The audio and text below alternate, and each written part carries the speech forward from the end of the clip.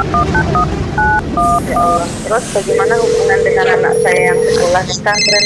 Ini mau nanya. Ketiga adalah Selanjutnya Ustaz, Bagaimana pertanyaan dari Nur hukumnya Hamid di makanan dan Yogyakarta. uang Dengan siapa makan di mana? yang diberikan oleh mahasiswa yang akan ujian Baik, silakan Ibu. seminar?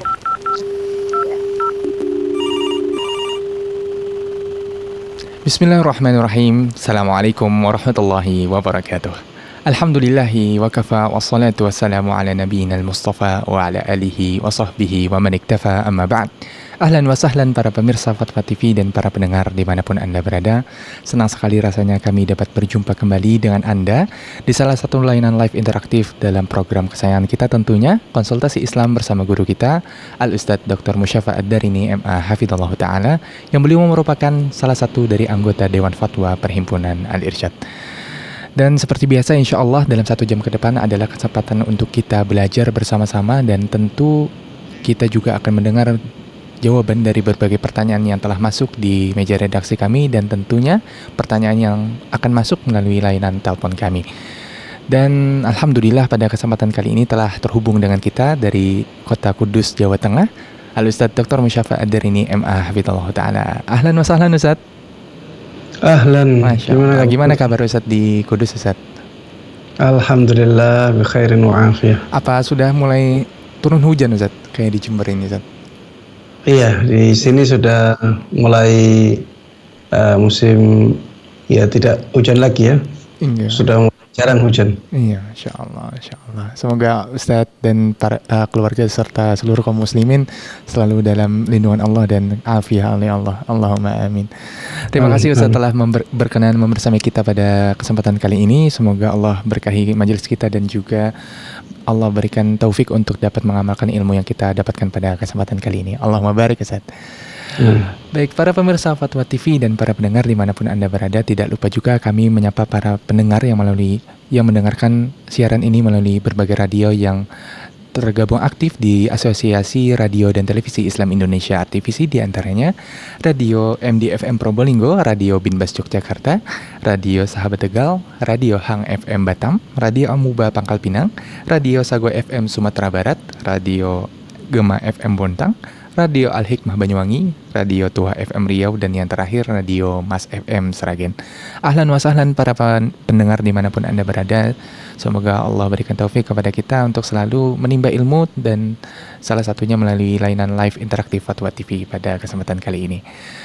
Baik, para pemirsa Fatwa TV dan para pendengar dimanapun Anda berada, seperti biasa kami mengajak dan mengundang Anda untuk dapat ikut berpartisipasi dalam momentum mahal ini, untuk dapat berkonsultasi secara langsung dengan Ustadz Dr. Musyafa Ad-Darini MA Dr. Musyafa Ad-Darini MA Hafidhallahu Ta'ala melalui layanan telepon kami tentunya di 0331 544 6087. Kami ulangi, Anda dapat menghubungi kami di nomor layanan kami di 0331 544 6087, atau Anda dapat menghubungi WhatsApp call kami di 0821 7000 6087. Kami ulangi 0821 7000 6087. Baik, seperti biasa kita akan mendengarkan nasihat singkat dari guru kita Al-Ustadz Dr. Musyafa Ad-Darini sebelum kita akan mendapatkan berbagai jawaban dari pertanyaan yang telah masuk. Baik, kepada Ustadz kami persilakan Ustadz. Bismillahirrahmanirrahim. Assalamualaikum warahmatullahi wabarakatuh. Alhamdulillah wassalatu wassalamu ala Rasulillah wa ala alihi wa sahbihi wa man tabi'ah hudah. Para jemaah sekalian rahimana wa rahimakumullah. Pernikahan merupakan nikmat yang sangat besar yang Allah berikan kepada kita. Saking besarnya nikmat ini untuk kita umat manusia, sampai syaitan atau iblis memberikan penghargaan yang sangat luar biasa bagi bala tentaranya yang berhasil merusak tali suci pernikahan. Dan para jemaah sekalian rahimana rahimakumullah, semakin hari kita melihat semakin banyak pernikahan yang dirusak oleh bala tentara iblis. Dan kalau kita melihat kasus-kasus perceraian banyak dari kasus-kasus perceraian tersebut disebabkan oleh 3 hal. Mungkin banyak sebab yang lainnya, tapi 3 sebab ini termasuk di antara sebab yang paling banyak menjadikan terjadinya kasus perceraian. Sebab yang pertama adalah sebab finansial. Banyak sekali perceraian disebabkan karena masalah finansial. Ada suami yang mampu tapi tidak mau menafkahi istrinya, sehingga istrinya akhirnya menggugat cerai karena memang suami yang tidak menjalankan tugasnya dengan baik. Ada juga suami yang sebenarnya mau memberikan nafkah kepada istrinya, tapi dia tidak punya kemampuan untuk menafkahi istrinya secara pantas. Akhirnya banyak dari istri yang menggugat cerai karena masalah finansial ini. Makanya para jemaah sekalian rahimana rahimakumullah, kita harus benar-benar memperhatikan masalah finansial ini. Kita sebagai suami, sebagai kepala rumah tangga, harus benar-benar berusaha semaksimal mungkin agar bisa mencarikan nafkah untuk keluarga kita, agar bisa mencukupi kebutuhan keluarga kita. Baik, yang kedua, termasuk di antara sebab yang banyak sekali menjadikan adanya perceraian atau terjadinya perceraian di sebuah keluarga adalah karena tidak maunya istri berada di posisinya atau menjaga posisinya. Seorang suami adalah kepala rumah tangga. Ar-rijalu qawwamuna 'alan nisa. Kaum laki-laki merekalah yang menjadi pengatur bagi kaum perempuan. Para suami mereka yang harusnya mengatur para istri. Ini yang dikehendaki oleh Allah Subhanahu wa ta'ala. Banyak dari istri yang tidak mau tunduk, patuh, merendah kepada suaminya. Suaminya dianggap sama dengan dia. Inilah pemahaman yang menyesatkan banyak para istri. Banyak istri yang tersesatkan oleh pemahaman ini, bahwa suami istri itu satu derajat. Ini pemahaman emansipasi wanita, bahwa tidak ada perbedaan derajat antara suami dan istri. Para jemaah sekalian rahimana rahimakumullah, ini bukan dari Islam. Allah Subhanahu wa ta'ala dengan tegas mengatakan ar-rijalu qawwamuna 'alan nisa. Bukan an-nisa'u qawwamuna 'alal qawwamat 'alal rijal. Bukan juga mereka berada di satu derajat, tidak. Allah Subhanahu wa ta'ala menegaskan demikian. Ar-rijalu qawwamuna 'alan nisa. Begitu pula Allah Subhanahu wa ta'ala mengatakan di dalam ayat yang lainnya, walir rijali 'alaihinna darajah. Walir rijali 'alaihinna darajah. Kaum laki-laki punya derajat di atas kaum wanita. Ini yang dikehendaki oleh Allah Subhanahu wa ta'ala. Banyak dari para istri yang tidak mau memahami hal ini, tidak mau menerima hal ini, yang akhirnya menjadikan kehidupan suami istri menjadi terganggu.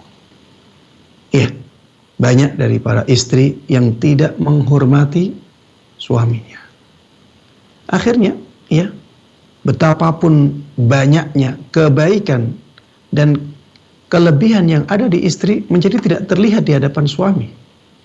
Karena ada sakit hati di hati suami.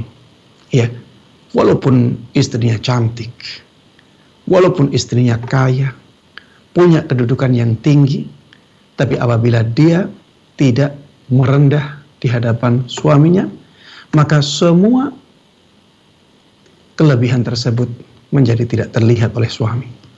Akhirnya terjadi percekcokan dan terjadilah perceraian. Kemudian sebab yang ketiga, para jemaah sekalian rahimana wa rahimakumullah. Sebab yang ketiga adalah sulit memaafkan kesalahan pasangan. Ini juga termasuk di antara sebab yang paling banyak menjadikan terjadinya perceraian suami istri. Suami istri dua-duanya manusia. Dua-duanya banyak salahnya. Kullu bani Adama khata'. Apalagi mereka adalah orang yang sangat dekat sekali tempatnya, sangat dekat sekali hatinya, sehingga akan menimbulkan banyak kemungkinan benturan kepentingan. Sehingga akhirnya terbuka banyak kemungkinan melakukan kesalahan. Ini kalau tidak dihadapi dengan sikap mudah memaafkan kesalahan pasangan, maka akan mudah terjadi perceraian. Kesalahan yang sedikit apabila diingat, kemudian ditambah kesalahan berikutnya, diingat lagi, ditambah kesalahan berikutnya, diingat lagi, maka yang sedikit akan menjadi banyak, yang kecil akan menjadi besar, yang rendah akan menjadi tinggi.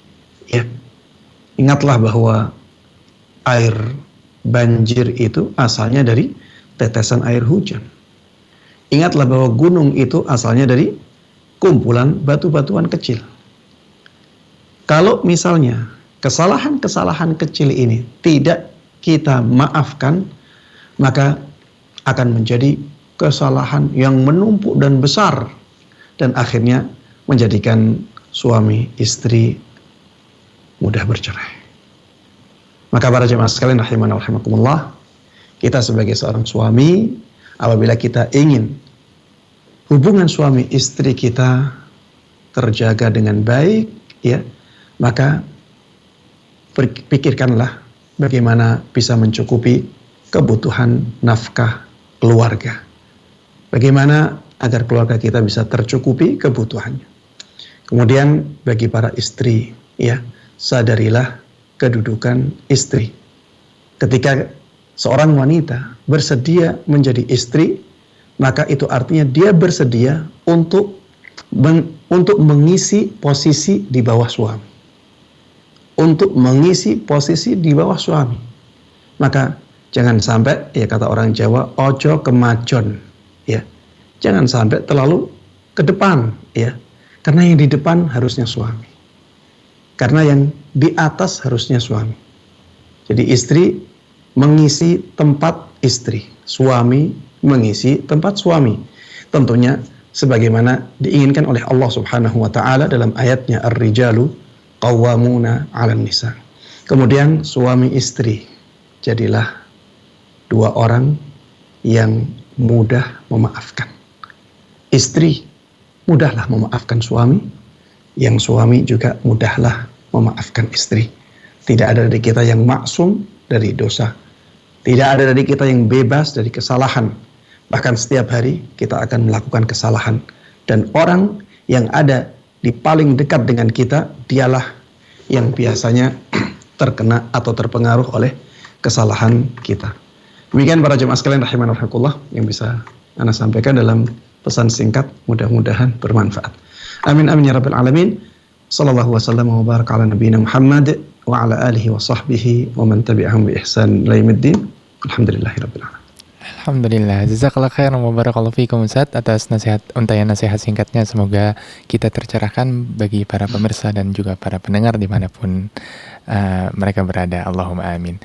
Baik para pemirsa Fatwa TV dan para pendengar dimanapun Anda berada, kembali kami mengajak Anda untuk dapat ikut berpartisipasi pada kesempatan kali ini untuk memanfaatkan jalur kami di 0331 544 6087 Dan Anda dapat menghubungi kami di WhatsApp call kami di 0821 706087. Kami ulangi, Anda dapat menghubungi kami untuk dapat berkonsultasi secara langsung kepada Ustadz di nomor layanan kami di 0331544687 atau melalui WhatsApp call kami di 0821 706087. Baik, alhamdulillah telah bersama kita, telah terhubung dengan kita penelpon kita pertama dari Kalimantan Barat, datang dari Ibu Amel. Assalamualaikum warahmatullahi wabarakatuh. Waalaikumsalam warahmatullahi wabarakatuh. Baik Ibu Amel, kami persilakan untuk pertanyaannya secara langsung pada Ustadz. Baik. Assalamualaikum warahmatullahi wabarakatuh. Ustaz. Waalaikumsalam warahmatullahi wabarakatuh. Silakan Ibu Amel. Baiklah, Ustadz, saya izin bertanya mengenai fikih haid. Saya memiliki kebiasaan haid di akhir bulan atau tanggal belasan biasanya. Setelah 2 bulan tidak kunjung haid, saya mendapati darah yang keluar di awal bulan, tetapi berbeda dengan kebiasaan saya pada umumnya. Perbedaannya yaitu setiap kali saya selesai mandi, darah tersebut hilang atau palingan berlanjut dengan cairan seperti keputihan yang berwarna kuning yang ada di celana. Karena dulu saya tidak berpikir untuk mengeceknya pakai kapas atau kain dan lain sebagainya. Hal ini terjadi selama 4 hari.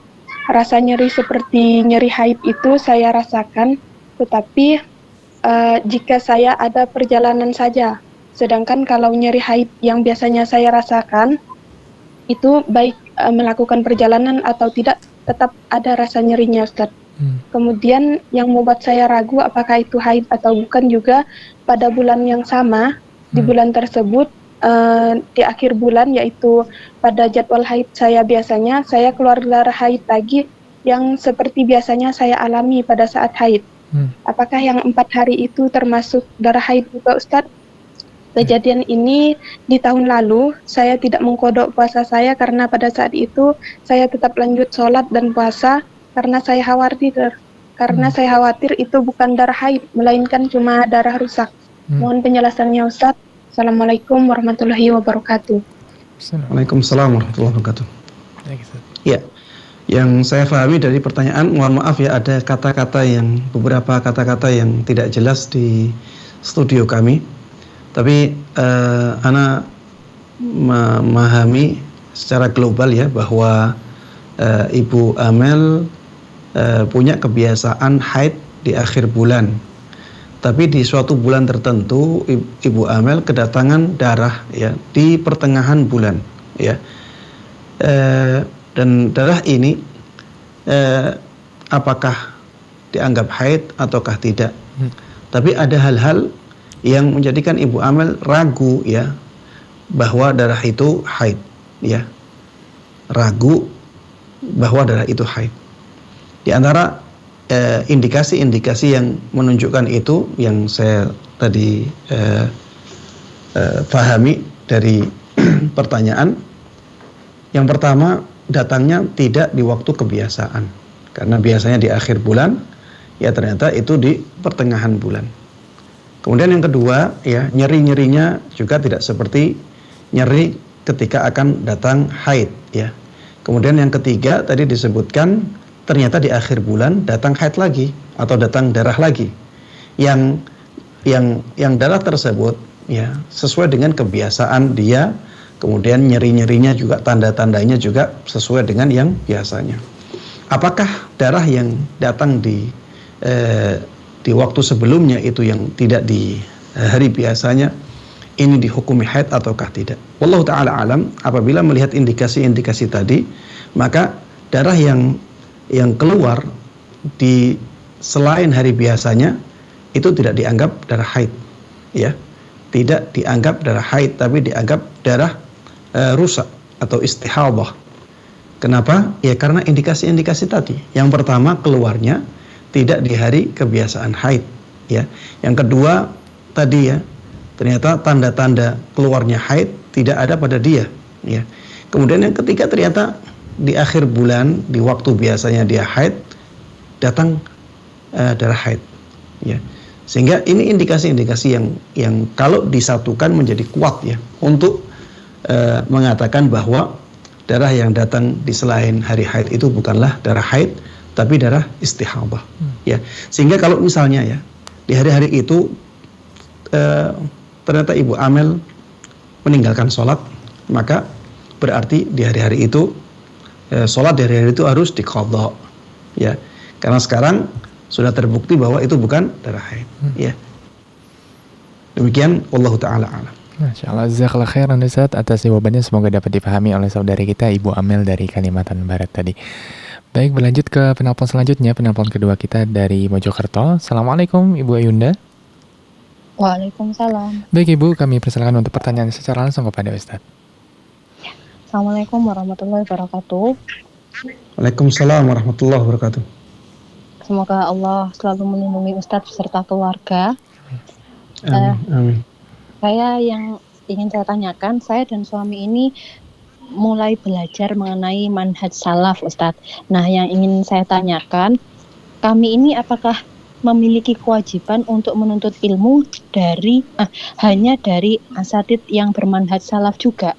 Nah, kenapa? Karena kami ini sudah sering terbiasa salat berjamaah di salah satu masjid di kota kami. Nah, di setiap malam Selasa itu terkadang ada kajian oleh salah satu ustadz yang bukan manhaj salaf. Nah, apakah kami masih boleh mengambil ilmunya atau lebih baik kami hanya mengambil ilmu dari asatidz yang sudah bermanhaj salaf? Mungkin itu yang ingin saya tanyakan, Ustaz. Mohon penjelasan. Terima kasih. Wassalamualaikum warahmatullahi wabarakatuh. Waalaikumsalam warahmatullahi wabarakatuh. Iya, para jamaah sekalian rahiman rahimakumullah, pertanyaan yang bagus ya.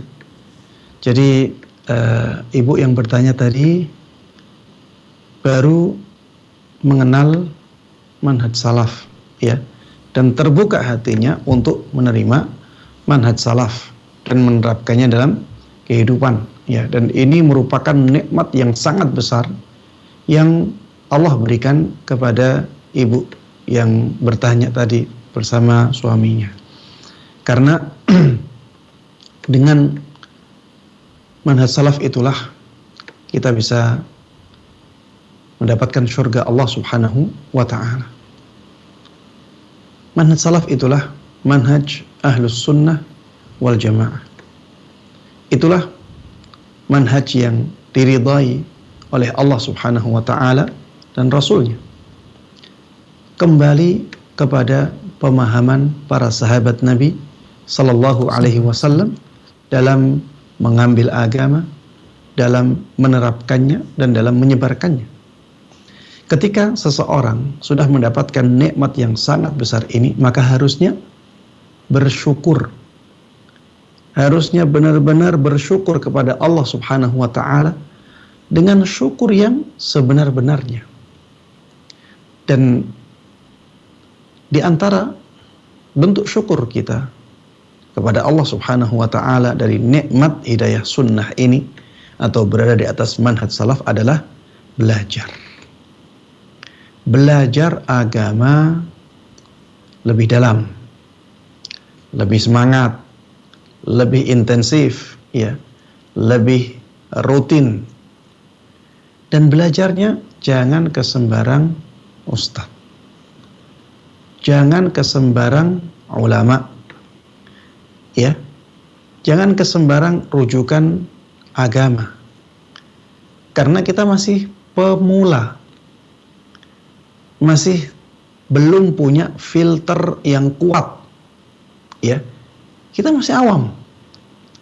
Maka sebaiknya, dan Anda melihat ini sebuah kewajibannya, untuk membatasi diri dengan ulama-ulama, ustadz-ustadz, guru-guru, ya, kiai-kiai, tuan guru yang bermanhaj salaf.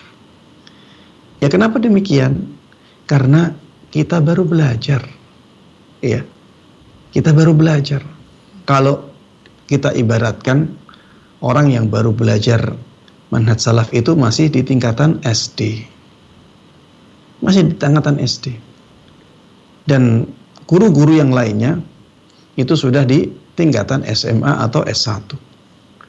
Coba bayangkan ya, SD berduduk di depan orang yang berada di tingkatan SMA atau S1. Anak SD akan menerima apapun yang disampaikan oleh orang yang sudah di tingkatan SMA atau S1.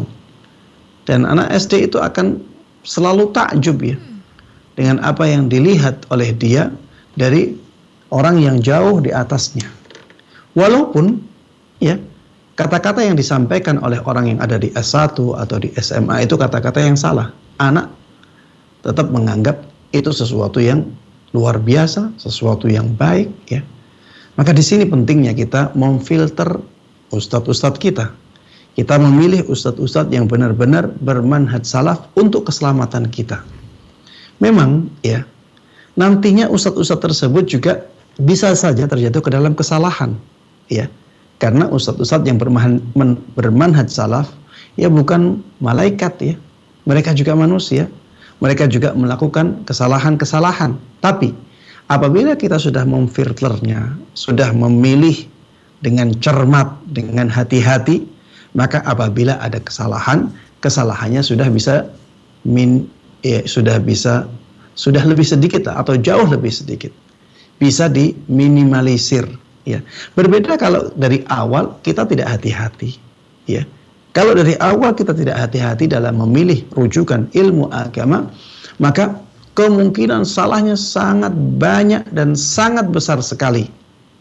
Dan seringkali itu tidak kita sadari karena masih jahilnya kita. Dan bisa jadi hal tersebut akan menjadikan kita kehilangan nikmat yang sangat luar biasa, yaitu nikmat berada di atas manhaj salaf, nikmat berada di atas sunnah Nabi Sallallahu Alaihi Wasallam. Demikian, Wallahu Ta'ala a'lam. Masya Allah, jazakallah khairan Ustaz atas jawabannya. Semoga dapat dipahami oleh saudari kita Ibu Ayunda dari Mojokerto, dan Allah berikan keistiqomahan untuknya dan beserta keluarga. Allahumma amin. Baik, berlanjut ke penelpon kita selanjutnya datang dari Bengkulu, Bapak Soleh Haji. Assalamualaikum warahmatullahi wabarakatuh, Pak Soleh Haji. Waalaikumsalam warahmatullahi wabarakatuh. Ya, gimana kabar Bengkulu pada kesempatan kali ini? Ya, alhamdulillah. Aman, ya, alhamdulillah baik. Alhamdulillah. Khair, aman ya. Terima kasih Ustaz. Terima kasih Pak telah bersama kita. Silakan untuk pertanyaannya kepada Ustaz secara langsung. Ya, baik. Assalamualaikum warahmatullahi wabarakatuh, Ustaz. Waalaikumsalam warahmatullahi wabarakatuh. Tafadhal, silakan Bapak Soleh Haji. Ya, baik Ustaz. Seperti diketahui Ustaz, dalam salah satu ayat disebutkan bahwa tujuan hidup manusia adalah untuk beribadah begitu. Nah, pertanyaannya adalah bagaimana cara membuat supaya semua aktivitas hidup kita ini bernilai ibadah. Nah, itu surat Sukron, jazakumullah khairan, barakallahu fikum, wassalamualaikum warahmatullahi wabarakatuh.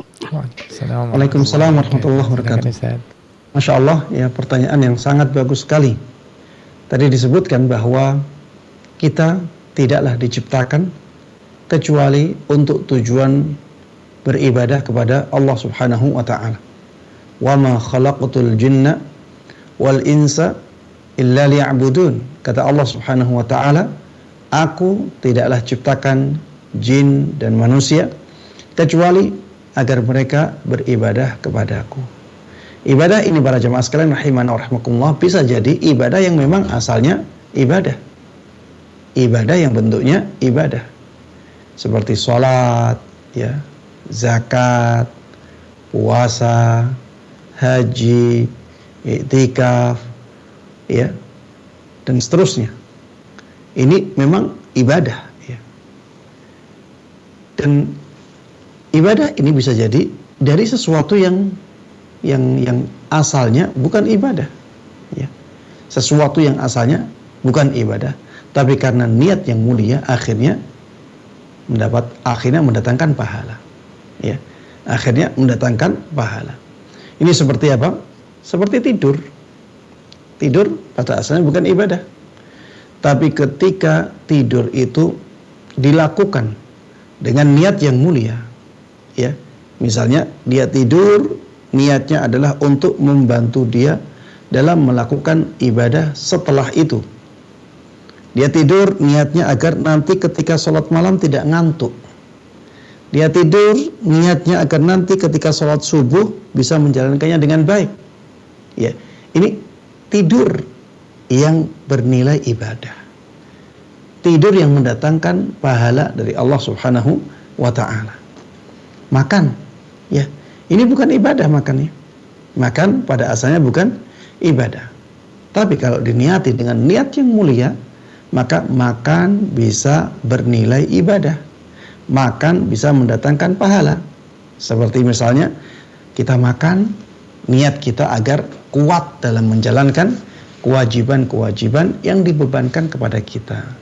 Kita makan, ya, agar kita bisa membantu orang, agar kita bisa membaca Al-Quran dengan baik, ya, agar kita bisa misalnya membantu operasional pondok misalnya. Karena kalau tidak ada orang yang bekerja di pondok, maka pondok tidak akan berjalan dengan baik. Tapi kalau kita tidak makan, kita tidak bisa melakukan kegiatan itu. Makan kita menjadi bernilai ibadah. Para jemaah sekalian rahimana wa rahimakumullah. Kalau kita ingin semua waktu dalam kehidupan kita bernilai ibadah, maka ya lakukan dua hal ini. Yang pertama, lakukan ibadah-ibadah, terutama ibadah yang diwajibkan. Ini tentunya akan menyita waktu atau umur kita di dunia. Waktu hidup kita akan disita oleh amalan-amalan ibadah wajib yang kita lakukan. Kemudian lakukan amalan-amalan ibadah sunnah, ya. Ibadah-ibadah sunnah lakukan. Ini juga akan menyita waktu hidup kita, akan mengisi waktu hidup kita. Kemudian yang ketiga, ya, amalan-amalan atau kegiatan-kegiatan yang sebenarnya bukan ibadah, maka usahakan untuk diubah menjadi kegiatan yang mendatangkan pahala. Ya, sebagaimana tadi saya sampaikan. Ya, kelihatannya tidur, tapi niatnya agar bisa menguatkan badannya untuk melakukan ketaatan kepada Allah Subhanahu wa ta'ala. Karena badan yang capek akan sulit dan berat menjalankan amal-amal ibadah, ya, yang diwajibkan oleh Allah Subhanahu wa ta'ala kepada dia. Beda kalau dia tidur, ya, kemudian capeknya hilang dengan tidur itu. Maka ketika capeknya hilang, dia akan, ya, mudah dan ringan menjalankan ibadah. Bisa menjalankan ibadah dengan sempurna, ya. Begitu pula kegiatan-kegiatan yang lainnya. Olahraga misalnya. Olahraga bukan ibadah. Tapi kalau misalnya orang berolahraga niatnya untuk menjaga kesehatan dia. Ketika kesehatan dia terjaga, maka amal-amal ibadah bisa dia lakukan dengan sempurna, dengan lebih ringan. Ya, badan yang sehat ini juga nikmat.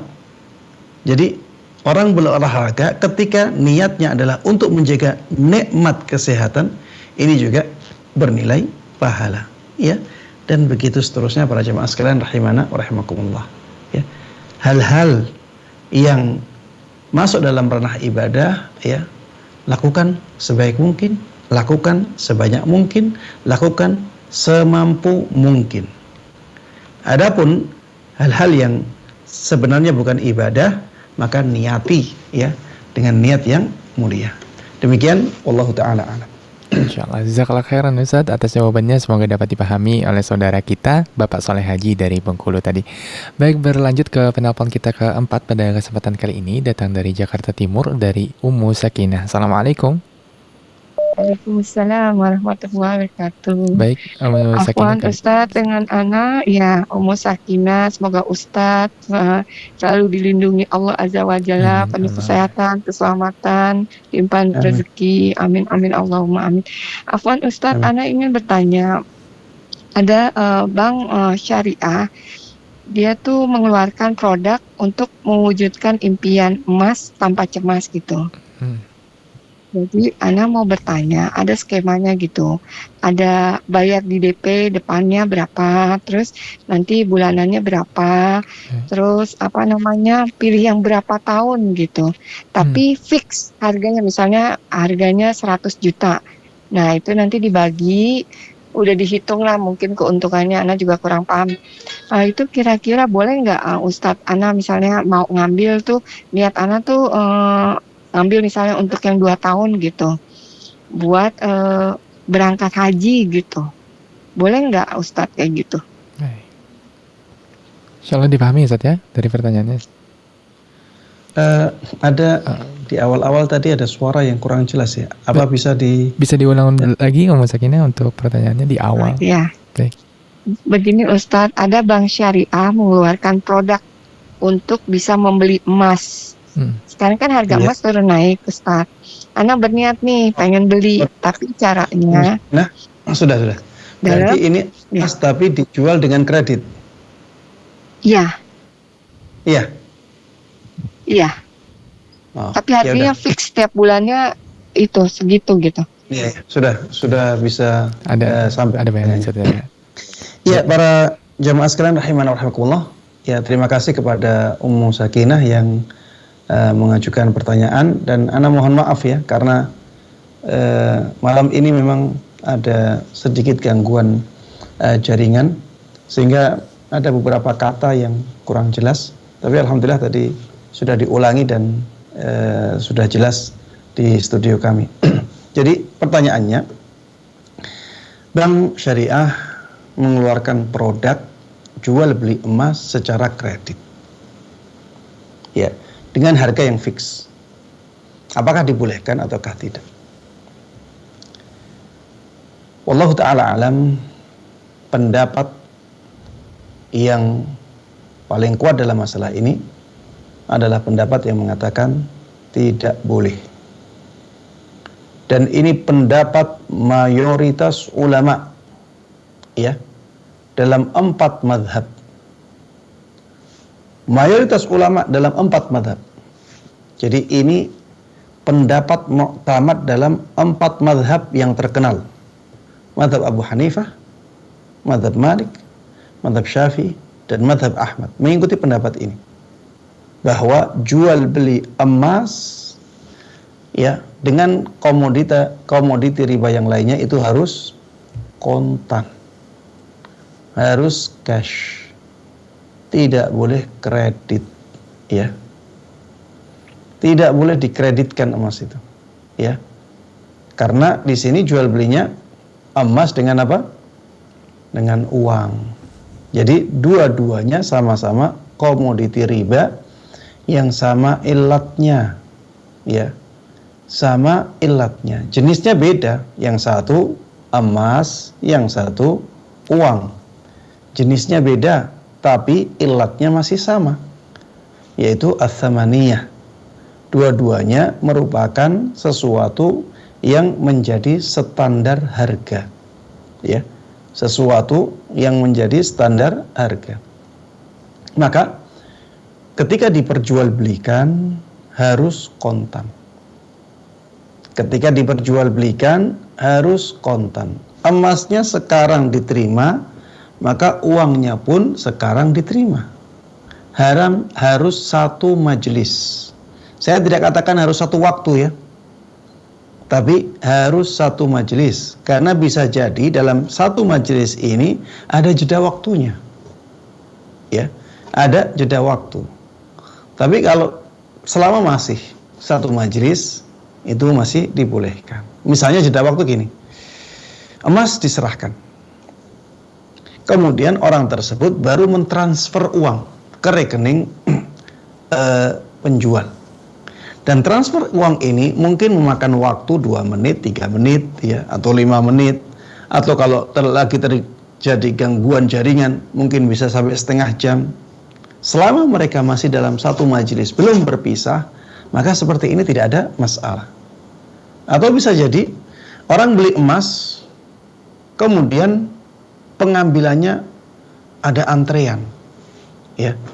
Jadi emas sudah pembeli sudah menyerahkan uangnya ya, kemudian dikasih kwitansi, kemudian disuruh nunggu untuk pengambilan nanti pakai kwitansi ini, tapi nunggu dulu ya, nunggu sampai 15 menit, sampai 20 menit, sampai setengah jam. Ini masih dianggap satu majelis. Maka yang seperti ini tidak ada masalah. Beda kalau misalnya dia nunggu, setelah itu kelamaan, akhirnya dia pergi.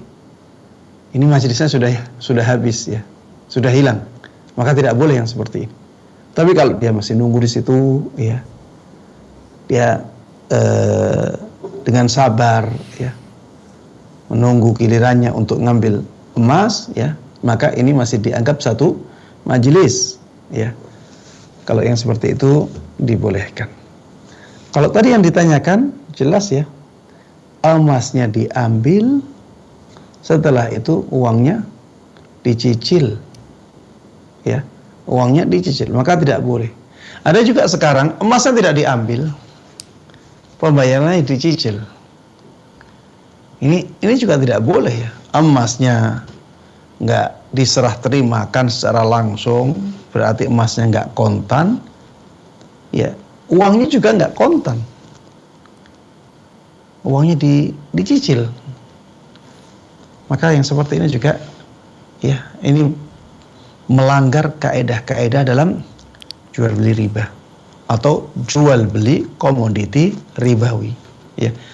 Demikian, wallahu taala alam. Mungkin ada yang mengatakan, ya Ustadz, ini itu produk bank syariah. Ini produk bank syariah, dan bank syariah tidaklah mengeluarkan produk ini kecuali setelah mengkaji masalah ini dari sisi syariatnya.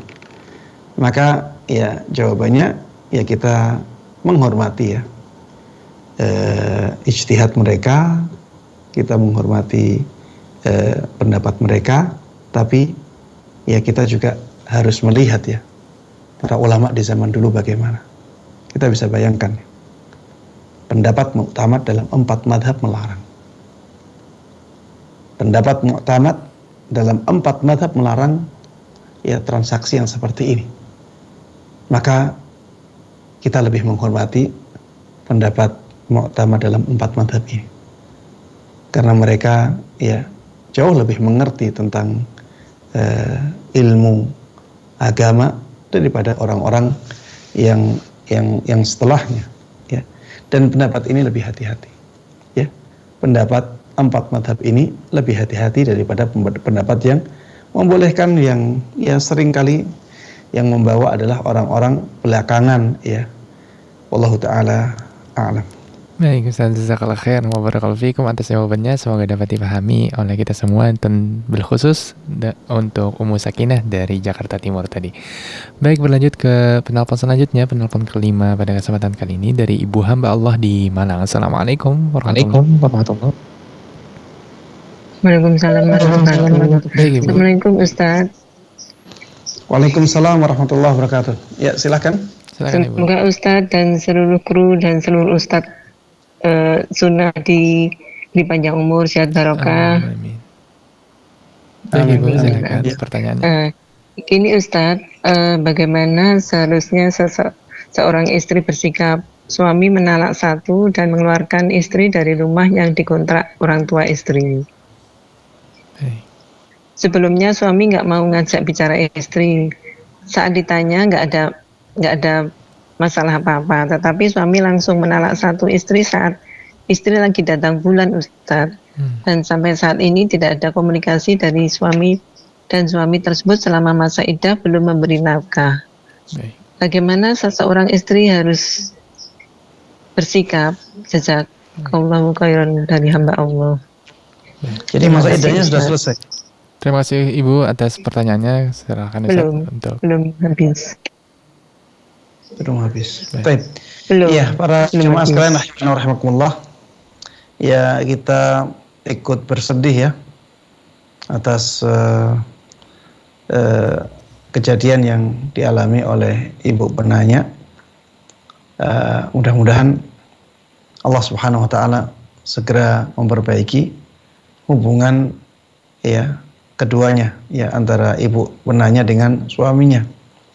Karena ya kenikmatan pernikahan sebagaimana saya sampaikan di awal pertemuan tadi, itu merupakan kenikmatan yang sangat besar sekali yang diberikan kepada manusia. Makanya musuh bebuyutan manusia itu sangat iri dengan nikmat ini. Sampai-sampai ya iblis ya sangat mengistimewakan orang yang bisa merusak tali pernikahan. Ya. Kita harus benar-benar memahami ini. Kemudian tadi ya pertanyaannya, bagaimana sikap seorang istri apabila diperlakukan suami seperti itu? Wallahu ta'ala alam, ya, saya tidak tahu keadaan di lapangan bagaimana. Saya tidak tahu keadaan di lapangan bagaimana. Apakah ada sesuatu yang menjadikan suami melakukan hal seperti itu ataukah tidak?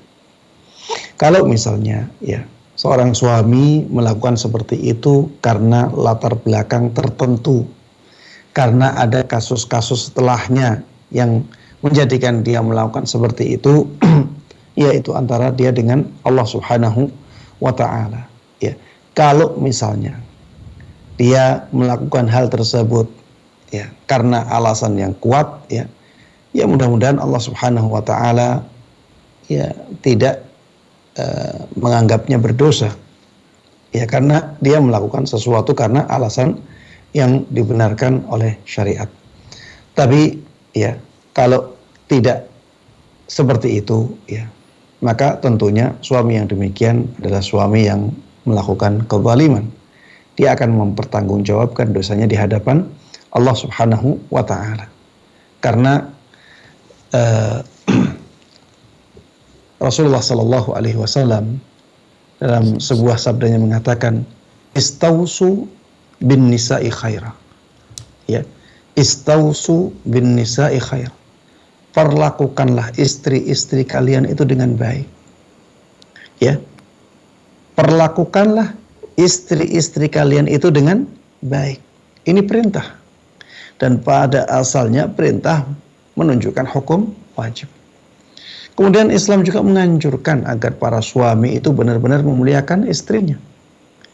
Rasulullah Sallallahu Alaihi Wasallam mengatakan, khairukum li ahli, wa ana khairukum li ahli. Orang yang paling baik dari kalian adalah orang yang paling baik terhadap istrinya, dan aku adalah orang yang paling baik terhadap istriku. Ya, ini anjuran dari Nabi Muhammad Sallallahu Alaihi Wasallam. Kalau kita ingin menjadi orang yang paling baik, ya di antara jalannya adalah kita benar-benar memuliakan istri kita. Ya, para jemaah sekalian rahimanallah. Ya, tadi pertanyaannya, bagaimana sikap istri apabila sudah terjadi yang seperti itu? Yang pertama, hadapi dengan tenang, dengan sabar. Jangan sembarang melangkah. Kalau tadi, ya, seorang suami mengusir istrinya keluar rumah, maka berarti ya sudah, jangan masuk lagi. Kalau sudah diusir, ya lebih baik ke rumah ya orang tua, kalau masih memiliki orang tua. Dan sepertinya tadi ya saya tadi memahami bahwa ibu masih punya orang tua. Ya, lebih baik ke orang tua, mungkin menceritakan ya terus terang apa yang terjadi. Kemudian minta pertimbangan orang tua. Minta pertimbangan orang tua. Ya jangan sampai kita gegabah ya. Mengambil jalan yang tepat dalam masalah ini itu berat, sulit ya. Maka jangan sampai kita pikir sendiri. Lebih baik kita meminta orang tua untuk memberikan nasihat kepada kita. Apa yang sebaiknya kita lakukan. Kemudian banyak meminta kepada Allah Subhanahu wa ta'ala agar Allah Subhanahu wa ta'ala membimbing kita dalam melangkah, agar kita tidak salah dalam melangkah. Banyak berdoa kepada Allah Subhanahu wa ta'ala agar Allah ya memperbaiki keadaan kita, apapun keadaannya. Ya, bagaimanapun Allah Subhanahu wa ta'ala, mudah-mudahan Allah Subhanahu wa ta'ala memberikan yang terbaik untuk kita. Bisa jadi perpisahan adalah pilihan terbaik untuk kita. Pilihan yang paling sedikit mudaratnya dan paling besar manfaatnya. bisa jadi menjaga keutuhan keluarga, ya, itu lebih besar manfaatnya, lebih sedikit mudaratnya, dan itulah ya yang asal ya. Jadi standarnya itu ketika seseorang sudah menikah, ya, lebih baik mempertahankan pernikahan itu. Bersabar dengan ujian-ujian, ya, dengan rintangan-rintangan yang terjadi dalam pernikahan itu, dan menganggapnya sebagai ladang pahala. Ya, ini hukum asalnya seperti itu. Tapi kalau misalnya ya menjaga keutuhan keluarga itu ya tidak dimungkinkan lagi, ya mudah-mudahan ya perpisahan adalah langkah terbaik, pilihan terbaik yang diberikan oleh Allah Subhanahu wa taala. Tadi disebutkan belum selesai masa iddahnya. Belum selesai masa iddahnya, maka ketika sudah dijatuhkan talak dan belum selesai masa iddahnya, maka seorang suami ketika ingin rujuk, maka bisa langsung rujuk, bisa langsung kembali, ya, seperti suami istri, seperti sebelum ditalak. Tapi talak satu, walaupun sudah dirujuk, masih tersimpan satu. Jadi nanti kalau talak lagi, berarti sudah talak dua. Kalau rujuk lagi, kemudian talak lagi, ya, berarti talak ketiga. Kalau tadi dikatakan, wallahu alam ya, tadi sepertinya mengatakan baru pertama, satu talak. Hah? Baru pertama, Ustaz. Baru pertama kan ya? Iya. Baru pertama. Dan belum selesai. Ya, berarti ya masih ada kemungkinan untuk rujuk, ya. Dan kalau rujuknya sebelum masa iddah, maka tidak perlu ada akad lagi. Tapi kalau rujuknya setelah masa iddah selesai, maka itu yang disebut dengan bain sughra. Ya, dan orang yang talaknya sudah menjadi bain sughra atau bain kecil, maka ketika akan kembali, ya, merajut tali pernikahan, dia harus akad lagi dan harus memenuhi syarat rukun akad nikah. Ya, dia harus akad lagi. Baru setelah itu dia bisa berhubungan suami istri, ya. Tapi akad talak yang tadi tetap dianggap ada, ya. Jadi berarti dia talak satu dan iddahnya selesai, kemudian nikah lagi. Itu tetap dianggap satu. Nanti kalau terjadi talak lagi, berarti talak yang kedua. Ya, terjadi lagi, berarti talak yang ketiga. Ya, demikian para jemaah sekalian rahimana wa rahmatullah, jawabannya yang bisa ana sampaikan. Wallahu ta'ala a'lam. Masyaallah, jazakallahu khair wa barakallahu fiikum Ustaz atas jawabannya. Semoga seluruh kaum muslimin dimudahkan perkara dan urusannya oleh Allah Subhanahu wa taala. Allahumma amin. Baik, selanjutnya kita terhubung dengan penelpon ke-6 pada kesempatan kali ini, datang dari Kalimantan, dari Kalteng. Assalamualaikum warahmatullahi wabarakatuh. Waalaikumsalam warahmatullahi wabarakatuh. Baik, Bapak betul dari Kalteng, Pak? Kalteng, dari Kalimantan Tengah. Kalimantan Tengah, Masya Allah. Silakan Bapak untuk pertanyaannya secara langsung pada Ustaz. Oke, terima kasih atas waktunya. Assalamualaikum warahmatullahi wabarakatuh, Ustaz. Waalaikumsalam warahmatullahi wabarakatuh. Ini Pak Ustadz, saya kan kerja di perusahaan. Di saat perusahaan itu kehabisan spare part, salah satu spare part, saya sama pekerjanya itu yang butuh spare partnya itu disuruh membelikan. Awal-awalnya saya nggak ngambil untung, harga yang saya belikan yaitu harganya. Terus habis itu lama-kelamaan saya pikir saya ngambil uang dari ATM, nanti masukkan lagi pakai biaya. Akhirnya saya ngambil untung. Nah, kayak gitu dalam pandangan Islam gimana, Ustaz? Baik. Difahami Ustaznya, insya Allah ya? Ya. Baik, silakan Ustaz untuk pertanyaan. Terima kasih Bapak atas pertanyaannya. Ya, alhamdulillah, ya. Terima kasih atas pertanyaannya. Apakah orang yang diminta untuk membelikan sesuatu atau berposisi seperti orang yang dimintai membelikan sesuatu, boleh mengambil keuntungan dari usahanya ini, dari apa yang dia lakukan. Wallahu ta'ala alam. Kalau ana melihat ya, Bapak tadi itu posisinya sebagai wakil, ya, posisinya sebagai wakil perusahaan yang Bapak bekerja di situ.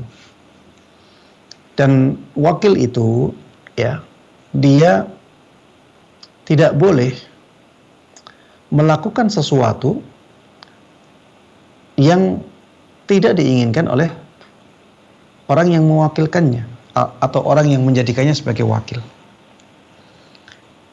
Jadi wakil itu yang melakukan sesuatu sesuai permintaan orang yang menjadikannya sebagai wakil. Apakah orang yang menjadikannya sebagai wakil itu rela apabila orang ini atau wakilnya itu mengambil untung dari perbuatan itu? Jelas di dalam kasus yang ditanyakan tidak ada petunjuk boleh atau tidak. Tidak ada petunjuk boleh atau tidak. Maka ya, dia tidak boleh ngambil keuntungan. Kecuali kalau atas persetujuan dari perusahaan. Atas persetujuan orang yang menjadikannya sebagai wakil, yang mengutus dia ke sana untuk membayar. Kalau tadi tidak disampaikan, Ustadz, saya kan keluar uang, saya harus transfer ini, saya harus ngambil dari sini, mungkin ngambilnya dari ATM yang berbeda sehingga ada casnya, ya, ada casnya. Saya kan di situ keluar uang. Maka jawabannya, kalau keluar uang seperti itu, laporkan saja. Laporkan saja sehingga dimasukkan ke invoice-nya perusahaan. Sehingga perusahaan mengganti apa yang kita keluarkan. Karena kita belum mendapatkan izin ini, kita sebagai wakil di situ. So, kalau begitu ngapain capek-capek anak nggak dapat untung? Ya sudah, nggak usah beli, nggak usah membelikan. Ya, nggak usah membelikan. Kalau misalnya diperintah oleh perusahaan untuk membelikan, baru belikan. Kalau malas, saya nggak mau kecuali saya dikasih tambahan, sampaikan kepada perusahaan seperti itu. Ya, inilah kejujuran, inilah amanah. Ya, kita kan waktunya memang untuk perusahaan. Waktu kita sudah dibeli oleh perusahaan ketika kita bekerja di perusahaan. Kalau misalnya kita bekerjanya 7 jam, ya 7 jam itu ya sudah dibeli oleh perusahaan. Dari situ kita mendapatkan gaji. Ya. Para jemaah sekalian rahiman rahimakumullah, jangan sampai kita mengira bahwa yang seperti ini bisa menambah pemasukan kita, menambah rezeki kita. Tidak akan. Rezeki kita itu sudah dibatasi oleh Allah Subhanahu wa taala. Bisa jadi justru yang seperti ini, uang-uang yang tidak jelas seperti ini akan mengganggu uang-uang kita yang halal. Ya. Bisa jadi yang seperti ini akan menghalangi jatah rezeki yang halal bagi kita dari Allah Subhanahu wa taala. Maka lebih baik ya kita yang jelas-jelas saja. Ya, demikian. Wallahu taala a'lam. Masya Allah, jazakallah khairan wa barakallahu fiikum Ustaz atas jawabannya. Semoga dapat dipahami oleh Bapak hamba Allah dari Kalimantan Tengah tadi. Dan pertanyaan tersebut sekaligus menutup perjumpaan kita pada kesempatan kali ini Ustaz. Kami ucapkan dan haturkan jazakumullah khairan atas segala ilmu yang telah diberikan pada kesempatan kali ini Ustaz. Semoga Ustaz beserta keluarga dan seluruh kaum muslimin selalu dalam afiat Allah dan selalu dalam keistiqomahan oleh Allah Azza wa Jalla. Allahumma amin. Baik, para pemirsa Fatwa TV dan para pendengar dimanapun Anda berada, saksikan terus program live interaktif Fatwa TV dari hari Senin sampai dengan hari Jumat pada jadwal yang telah ditentukan. Untuk mengetahui segala informasi terkait dengan Fatwa TV dan Dewan Fatwa Perhimpunan Al-Irsyad, Anda dapat mengakses website kami yaitu www.dewanfatwa.com atau fatwatv.id. Dan kami juga mengajak Anda untuk berkontribusi dalam dakwah Islam melalui rekening aktif yang bisa Anda saksikan di layar kaca Anda. Usai sudah perjumpaan kita pada kesempatan kali ini, saya mewakili kerabat kerja yang bertugas pamit undur diri. Wassalamualaikum warahmatullahi wabarakatuh. Waalaikumsalam.